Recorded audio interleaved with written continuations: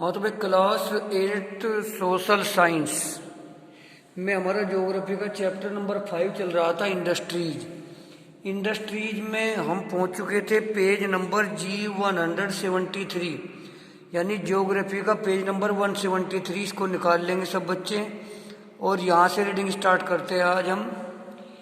इसमें नीचे है यहाँ पर Ahmedabad is ideally situated to favor textile industry. This is because Ahmedabad is situated in the heart of cotton growing area. This makes the availability of raw material easy. Being located near the sea, it has humid climate. Gujarat and Maharashtra are both densely populated, and this ensures ample manpower. The roadways, railways, and waterways are all available for the transportation. तो पहले यहाँ तक देख लेते हैं।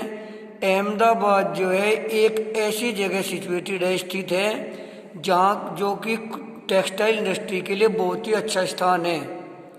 ऐसा इसलिए है कि अहमदाबाद जहाँ स्थापित है वहाँ पर बहुत ज़्यादा मात्रा में कॉटन का उत्पादन होता है। यही कारण है कि यहाँ पर कच्चा माल आसानी से उपलब्ध हो जाता है। इसके अलावा ये समुद्र तट के नज़दीक स्थित है। यहाँ की जो जलवायु है वो थोड़ी ह्यूमिड है, नमी वाली जलवायु है। गुजरात और महाराष्ट्र दोनों की जनसंख्या बहुत ज़्यादा है, इसलिए यहाँ पर मैन पावर यानी कि लेबर भी आसानी से उपलब्ध हो जाती है। यहाँ पर रोड वे देख लीजिए, रेलवे देख लीजिए और वाटरवे देख लीजिए, तीनों ही स्थिति में यहाँ पर ट्रांसपोर्ट की अच्छी सुविधा है। चाहे सड़कों का ले लो, चाहे रेल का ले लो, चाहे ले लो वाटर के हिसाब से। Nearly port of Mumbai facilitates import of machinery and export of cotton textile.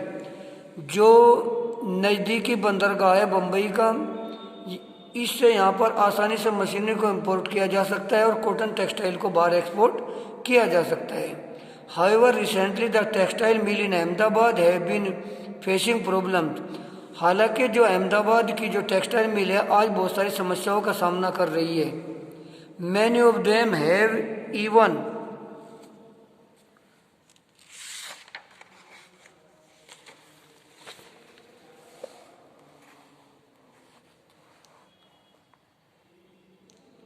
Shut down, बहुत सी में से बंद भी हो चुकी हैं। दिस इज बिकॉज, ऐसा इसलिए है, new textile mill have been set up which have the latest technology and upgraded machine.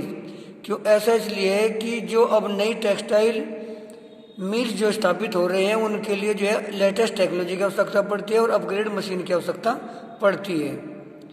अब इसके बाद आता है आपका ओसाका। ओसाका क्या है? ये जापान का एक शहर है, ये 3rd लार्जेस्ट सिटी है जापान की। Since it is an important textile centre, ये भी एक अच्छा टेक्सटाइल सेंटर है, इसलिए जो इसको मैनचेस्टर ऑफ जापान के नाम से जाना जाता है, जैसे मैनचेस्टर ऑफ इंडिया के नाम से जाना जाता है अहमदाबाद को। Osaka was chosen as a textile centre due to many reason. Osaka को टेक्सटाइल सेंटर जो चुना गया इसके बहुत सारे कारण रहे। It has a favourable warm and humid climate which is required for spinning and weaving of the fibre. क्योंकि यहाँ की जो गर्म और नमी वाली जलवायु है ये बहुत ही अच्छी होती है बुनाई और कताई के लिए फाइबर की। This place is located near the river Yodo. एक और ख़ास बात है कि ये जो स्थान है वो योडो नदी के करीब बसा हुआ है। Hence there is sufficient water supply for the mill, इसलिए मील के लिए यहाँ पर वाटर सप्लाई भी अच्छी है। It has A port which facilitates import of raw cotton and export of textiles. यहाँ पर एक बंदरगाह भी है जिससे हम आसानी के द्वारा इंपोर्ट कर सकते हैं रॉ कॉटन को, कच्ची कॉटन को, और एक्सपोर्ट करते हैं टेक्सटाइल को। लेबर इज आल्सो अवेलेबल, यहाँ लेबर भी बहुत ज़्यादा मात्रा में मौजूद है। Osaka does not have fertile land for cotton to grow, hence the textile industry at Osaka imports raw material mainly from the Egypt, India, China and USA. हालांकि जहाँ पर ओसाका स्थापित है वहाँ की जो जलवायु है वो इतनी फर्टाइल नहीं है कि वहाँ पर कॉटन की खेती की जा सके। इसलिए यहाँ की जो टेक्सटाइल इंडस्ट्री है वो कच्चे माल का आयात करती है मिस्र से, इंडिया से, चाइना से और यूएसए से। और जो फिनिश्ड प्रोडक्ट है इज ए गुड क्वालिटी, वो बहुत अच्छी क्वालिटी का यहाँ पर बनाया जाता है। Export and is competitive in the market due to low prices, अच्छी क्वालिटी का बनाया जाता है जो विदेशों को निर्यात किया जाता है। और ये जो है विदेशों में बड़ा कंपटीशन देता है क्योंकि इसकी प्राइस कम होती है। There are other industries which have flourished in Osaka now, और बहुत सारी इंडस्ट्रीज हैं ओसाका में जो आज यहाँ पर फल फूल रही हैं, स्थापित हुई हैं। They are iron and steel, iron और स्टील इंडस्ट्री है, मशीनरी है, शिप बिल्डिंग है, ऑटोमोबाइल्स है, इलेक्ट्रिकल इक्विपमेंट की है और सीमेंट की इंडस्ट्री भी यहाँ पर पाई जाती है। आज के लिए बस हम इसमें रीडिंग में इतना ही रखेंगे। हम थोड़ा ले लेते हैं बुक मैटर। अब बुक मैटर में हम आज क्या करते हैं, थोड़ा इसमें आज हम इसके बुक मैटर में इसके ले लेते हैं fill in the blanks. Fill in the blanks में पहला फिल इन द ब्लैंक्स है, ये हो गया यहाँ पर HW हो जाएगा 150122 SST क्लास 7। पहला फिल इन द ब्लैंक्स है dash activities involve processing of resources, way activities जो इन्वॉल्व होती है रिसोर्सेज की प्रोसेस में उसको बोलते हैं सेकेंडरी एक्टिविटी, क्योंकि पहली में तो प्रोडक्शन होता है। The dash industries are those industries which are owned and operated by the government, जो गवर्नमेंट के द्वारा चलाई जाती है और गवर्नमेंट ही उनकी मालिक होती है। में होती है पब्लिक सेक्टर की, कौन सी होती है में public sector industry.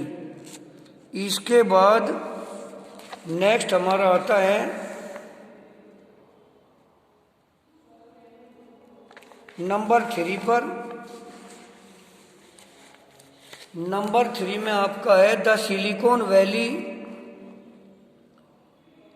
Of central California is the centre for the dash textile industry, information technology industry. तो जो silicon valley of central California है वहाँ पर ये सेंटर है इंफॉर्मेशन टेक्नोलॉजी इंडस्ट्री का। इसके बाद नेक्स्ट आता है dash is the process by which metal are exerted from there ores by heating, वो प्रोसेस जिसमें मेटल को निकाला जाता है उसके अयस्क से गर्म करने के बाद, वो आता है स्मेल्टिंग की प्रोसेस में। कहीं में आता है भाई, स्मेल्टिंग की प्रोसेस में। इसके बाद नेक्स्ट आपका आता है dash is also known as Manchester of Japan. जैसे मैनचेस्टर ऑफ इंडिया भी बताया था, किसको कहा जाता है, अहमदाबाद को। और मैनचेस्टर ऑफ जापान तो 2 मिनट पहले अभी पढ़ाया गया। मैनचेस्टर ऑफ जापान जो है इसको ओसाका को कहा जाता है। किसको कहा जाता है भाई, ओसाका को। अब इसके बाद इसके आते हैं match the following. Match the following जब करेंगे इनको आज अपने घर से ढूंढने की कोशिश करेंगे और इनको इस प्रकार से करेंगे जैसे कि कॉलम ए में एग्रो बेस्ड इंडस्ट्री। तो एग्रो बेस्ड इंडस्ट्री कौन सी है, plants animals as raw material, जिसमें प्लांट्स या एनिमल्स को रॉ मटेरियल के रूप में यूज किया जाता है। और यह डेयरी इंडस्ट्री, कौन सी है, डेयरी इंडस्ट्री। दूसरा है joint sector industry. Joint sector industry में आती है own by the state as well as individual, क्योंकि स्टेट या इंडिविजुअल के द्वारा ओन की जाती है। और इसमें मारुति उद्योग लिमिटेड। इसके बाद नेक्स्ट आती है स्मॉल स्केल इंडस्ट्री, ये है फूड प्रोसेसिंग इंडस्ट्री। और इसमें आपकी आती है ये एक कॉटेज इंडस्ट्री में इसको गिनती होती है। इसके बाद आता है इंडस्ट्रियल बेल्ट। इंडस्ट्रियल बेल्ट के अंतर्गत आपका आता है number of industries in a region, और इसके अंदर आता है बेंगलोर सिटी में। इसके बाद है इंफॉर्मेशन टेक्नोलॉजी इंडस्ट्री। इसमें क्या आएगा आपका, इसमें आएगा आपका silicon valley of central California, अभी पढ़ाया था। और ये आ जाएगा इसके अंतर्गत बेंगलोर तमिलनाडु रीजन। नेक्स्ट इसके बाद आता है जमशेदजी टाटा। इन्होंने टिस्को कंपनी को 1907 में बनाया था। तो इनको सीधी करके लिखेंगे। पहले जैसे ये, उसके सामने डैश करके ये, उसके सामने डैश करके ये, फिर ये, फिर डैश करके ये, और फिर डैश करके ये, सीधी करके इनको बनाएंगे। आज यहीं तक रखेंगे, बाकी पढ़ाएंगे मंडे में। इसको लर्न कर ले और उसको कॉपी में लिख ले। मैं इसके फोटो आपको भेज रहा हूँ।